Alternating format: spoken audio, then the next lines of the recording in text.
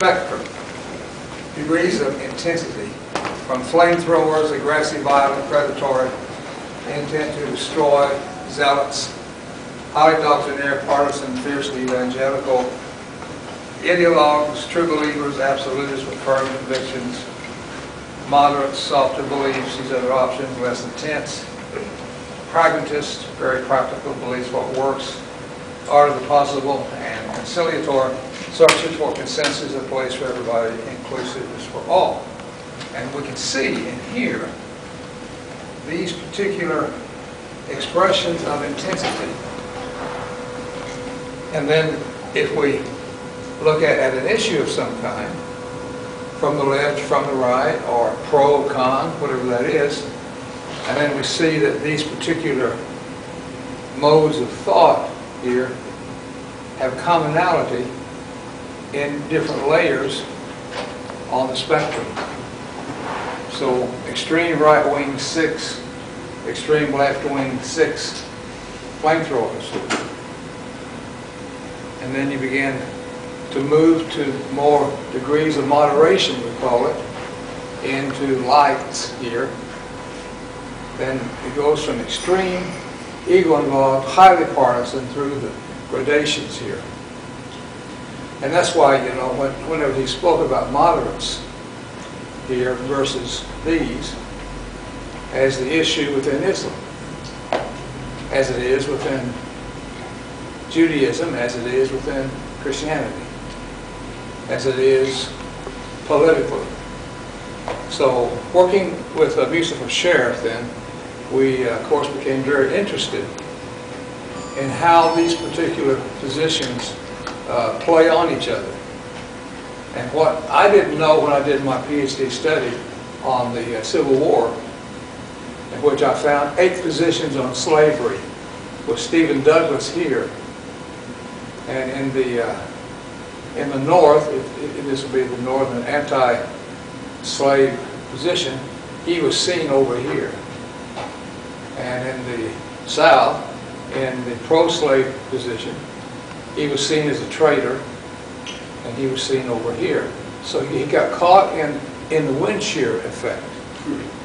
And so many will see Bush as a fascist and have seen Clinton as a communist. That tells you instantly the source of that. Like you can track a missile in its trajectory back where it came from.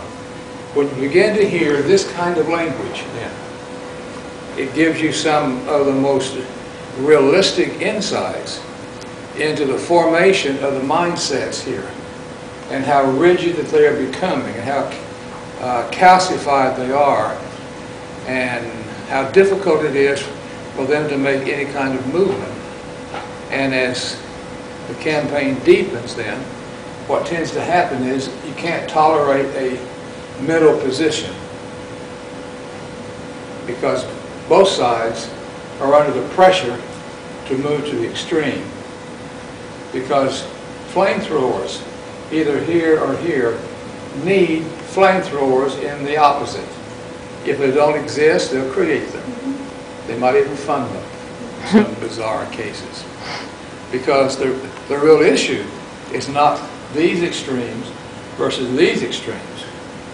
The real issue, the competition between the endpoints here, L5, L6, and L3, L4. It's this versus this, even more than this versus this. So, working Israel-Palestine, on both sides we have this. So we have in Palestine, we have more radical elements here, today represented more by Hamas, in competition with Fatah. And so they've got to engineer a situation where this system over here sends the helicopters with the missiles and kills innocent women and children. And so they'll launch a few rockets into Israel just to bait the Israelis to attack Palestinians and kill innocents. Because that way, this element can say, told you so. There aren't any moderates over here, says this system. They're all here because they want ammunition and money and the women and whatever else the payoff is here. They want to stay in power. So for them to stay in power, they have to radicalize the other side to prove to their moderates that there aren't any moderates over here. They're all under control here. So you see the games going on? And it just takes one missile, one rocket, one suicide to trigger it. And then it comes back, that kind of effect. And so since we're dealing with a dance between the two, then the question becomes, how do you deal with the dancing partners simultaneously? Because you can't just deal on one side. Or how do you change the nature of the dance from a Texas two-step to a tango to whatever? So being able to see all that at once and having our vital signs monitors where we could detect the patterns, analyze the semantics in multiple languages, read all the newspapers, see everything digital, we can actually begin to track where the centers of gravity are, which are moving here. And that will alert us as to the kind of strategies that are necessary. Now, I did all that before I learned about Claire Gray, because I didn't have a way of understanding why is a flamethrower a flamethrower. What is there in the psychological makeup? Because I'd even see cases of this flamethrower here changing places with this flamethrower here. In both cases, they're flamethrowers. They're attacking the mid-range moderate, because that's how they get their jollies.